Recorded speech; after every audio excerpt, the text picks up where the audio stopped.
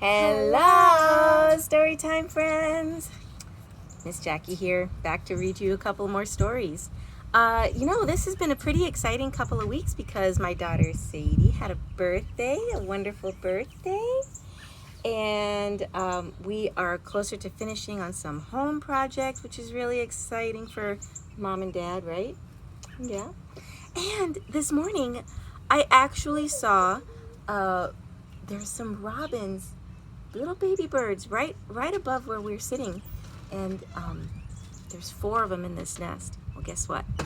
Now there's only 3 because I actually saw one fly off and just decided he was ready to be flying, ready to be done with his nest. So that was really exciting, and it inspired me to go hunt around my house to find this book to read to you, which is called Why Should I Walk? I Can Fly by Ingalls. I'm sure you guys are seeing lots of robins around your house and different birds, and it's really fun, isn't it? And it's just so beautiful. I had to come outside because you have to take advantage of good weather, right? Why should I walk? I can fly. I've made up my mind to try. Others can do it. My brother's the worst. My sister should try it. I'll let her go first. She did it! She flew! And so can I. But I'm so small, and there's so much sky. I hide in my nest, not ready to budge. And then Mother does it. She gives me a nudge. Flying is tricky. Is this a mistake? I want back in my nest, for goodness sake. I grab for a branch. I grip it. Hold steady. It slips through my feet and I fall. I'm not ready. I'm dropping. Help, someone please. Why can't I fly like those chickadees? Where are the chickadees? You see those in our backyard too. Do you guys see those in your backyard? I beat my wings. This flying is tough. I rise just a bit, then land in some stuff. Do you see something hiding under that stuff? Oh boy. Oh no! A cat! He sees me. Good grief. I jump and he misses. Whew, what a relief. I flap and I flutter again and again. I'm tired of trying. I give up. But then, by beating my wings for all that they're worth, I rise up and look down at the earth. Whee! I zoom up and down all over the place. I zip along with the wind in my face. Nothing's more thrilling than winging on high. Why should I walk? I can fly.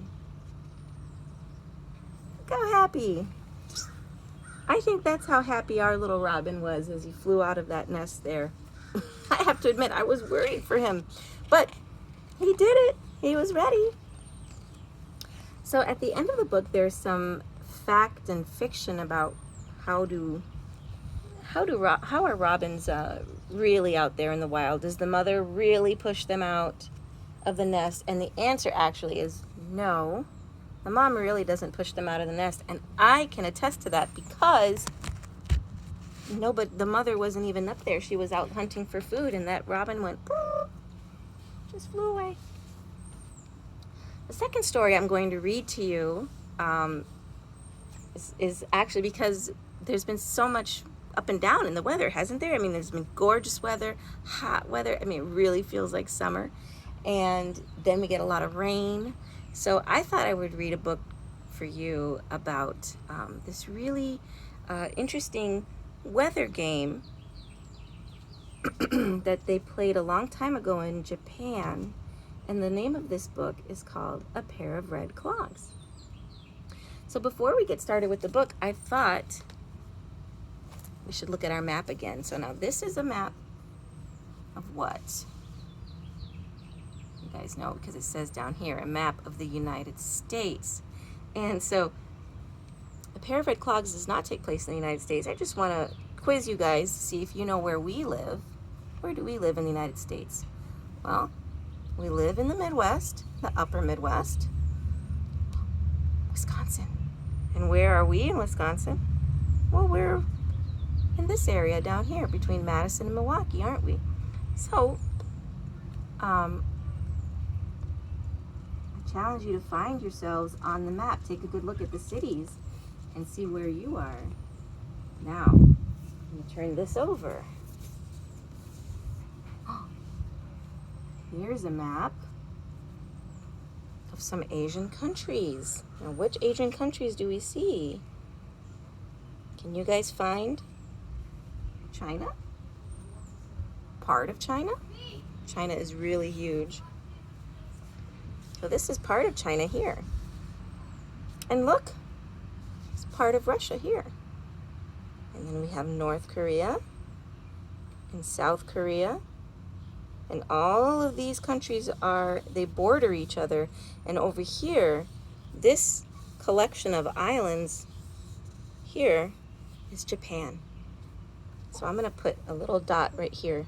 Boop. And it's all the way on the other side of the world. And that's where we're going today for our story. A Pair of Red Clogs by Masako Matsuno.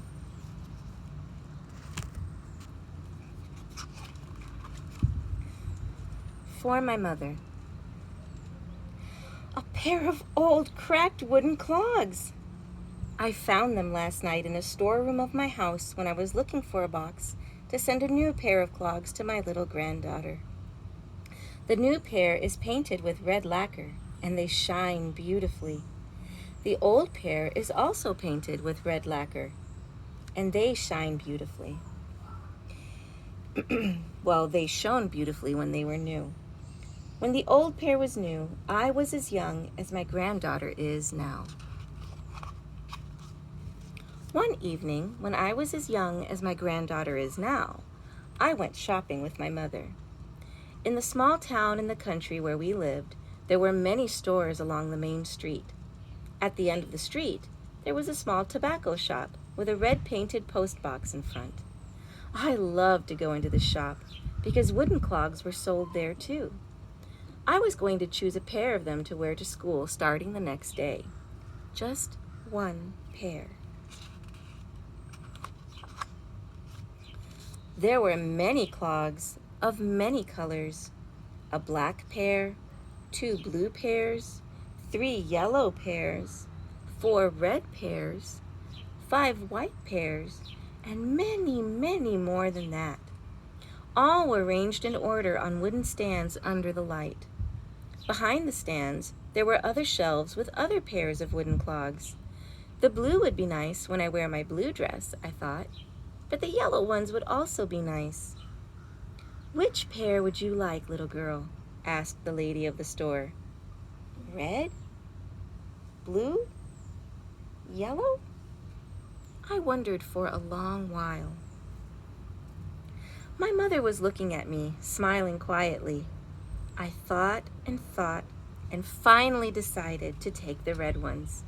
They were painted with clear red lacquer, and there was a thong of red and black on each clog. It was almost dark when we went out of the shop with the new clogs in my hands.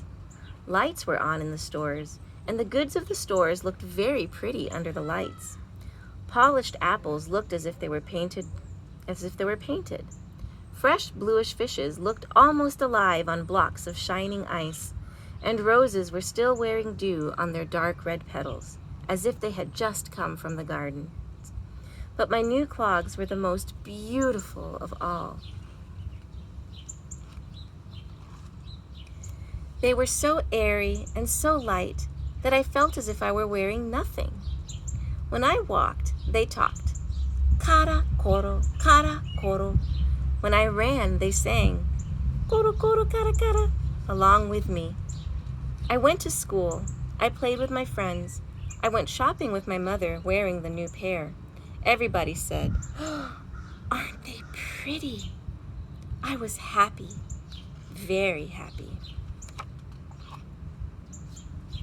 One evening, when the sun was going down, my friends and I were walking down the hill. The sun was just setting, and everything looked orange in its rays. The sky, the grasses, my friends, and I. "Ashita tenki ni nare," one of the girls sang, and kicked her wooden clogs into the air. "Ashita tenki ni nare." May it be fine tomorrow, it means. I did it too. See them? Kicking off their clogs. This game is called the weather telling game. And if your clogs fall to the ground like this, it will be a fine day tomorrow. And if like this, there will be snow. And if like this, it will rain. And that is how I made a crack in my new clogs. They did not talk kara koro, when I walked. They did not sing koro koro kara kara when I ran. They just sounded gara gara goro goro. I was sad. Shall I ask Mother to buy a new pair? I thought. No, I knew she would not buy me another pair so soon. I remembered what she had told me when we bought them. Take good care of them, she had said. Maybe I will buy another pair after a while, for the next festival day. Oh, it was more than 2 months till then. She will not buy me new ones yet, I said to myself. So I kept on wearing them. They were not new anymore now that there was a crack in them. Day by day, little by little, they got dirtier. Do I have to wear them for another 2 months? I thought miserably. I thought, and I had a bright idea. Suppose this pair got very, very dirty. Then Mother could not help buying a new pair because she wouldn't like me to look dirty among the others. Let's make this pair very dirty, I decided. The very next day, on my way home from school, I walked into a puddle to get the wooden clogs wet. Then I went to a dusty field and shuffled my feet in the dirt. Look what I was wearing! Just muddy pieces of wood. Now Mother must buy me a new pair, I said, and they will sing kara koro when I walk, koro koro kara kara when I run. People will say, "Aren't they pretty?" again. I was very pleased with my plan and started toward home. But while I was walking along, scuffing the dirty clogs, I began to get uneasy. I began to be afraid that my mother would know that I had made the clogs dirty on purpose. Beta, beta, beta, beta, the muddy pair seemed to murmur, as if they were saying, "You are a liar. You are telling a lie." So, I was walking slowly when I entered the kitchen where Mother was cooking. "What's wrong with you, Meiko?" she said, looking at my dirty feet. "With whom were you playing? The boys? Is that brown stuff just mud, or is it paint?" "Just mud," I answered in a low voice. "Go and wash your clogs quickly before the thongs turn brown. Then squeeze the thongs softly and wipe the water away with the old washcloth and put them near the bath fire." "Not too near, otherwise the lacquer will come off," Mother said in her usual soft voice. I didn't move. "What's the matter, Meiko? Do it quickly, or they won't dry before morning." I could not say that the clogs were so dirty that I needed a new pair. Mother was not suspecting me at all. And I remembered that you should try to clean a thing first before you decide to buy a new one. It was the way we always did. So I washed the clogs. The mud came out easily because it had not yet had time to dry hard. Splash, splash, splash. The water was cold, and I was cold too. I was sure that Mother would not buy me a new pair of clogs, because the mud came out almost perfectly. I squeezed the clog thongs and wiped the water away. Then I put the clogs near the bath fire, but not too near. Now that they were clean again, they looked quite pretty, though there was still the crack. And I saw that the black color of the thongs had come out and dyed the red part. And all because they got wet. "Come and eat, Mako. It's getting late," called Mother. So I went and ate, leaving my wooden clogs steaming a bit near the bath fire in the kitchen. "They will be dry soon," said Mother. "Did you wash them by yourself, Mako?" asked Father. "Good, very good." "What did you play, Mako?" asked my brother curiously. I just played," I answered in a little voice. Now it was out of the question to ask for a new pair. "Maybe I will buy a new pair before long," said Mother. "The crack makes too much noise when you run. But don't play the weather-telling game on the stone road. And be sure not to get wooden clogs wet too often. All right, Mako?" "All right," I said, nodding. Mother was smiling at me as usual, so I tried to smile as usual too, but I couldn't. I wanted to say something to her, but I couldn't. I just knew that I would never try to trick my mother again. A long time has passed since then. The pair of clogs is almost as old as I am. I am packing the new pair for my granddaughter. Will she play the weather-telling game with the pair of clogs? Will she kick them into the air and let them fall on the stone again? Will she get them wet? Will she get them wet? Yes, I think so. Don't you? What a nice story. There's a lot to think about with this story.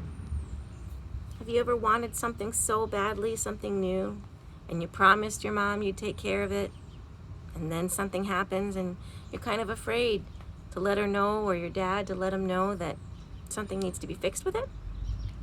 Well, I will tell you a secret, kids. Oftentimes, most oftentimes, your parents already know. So you don't have to hide things from them or tell falsehoods, because it's much easier on you if you're just honest and let them know, and then they can help you fix it, right? I just wanted to show you a pair of new shoes that my mom got for me for Mother's Day. Isn't that cool? That's so thoughtful of her. And I'm taking good care of them because it was such a thoughtful gift. Do you guys have a favorite pair of shoes? Let me know in the comments down below if you have any pair of shoes that you really like. Are they sparkly? Do they have those flashing lights? Are they running shoes? Are they dress shoes? And have you ever been in a situation where you needed help? I hope that you guys enjoyed the story today, and please let me know how things are going for you. And I hope that you have a good day and enjoy this beautiful weather.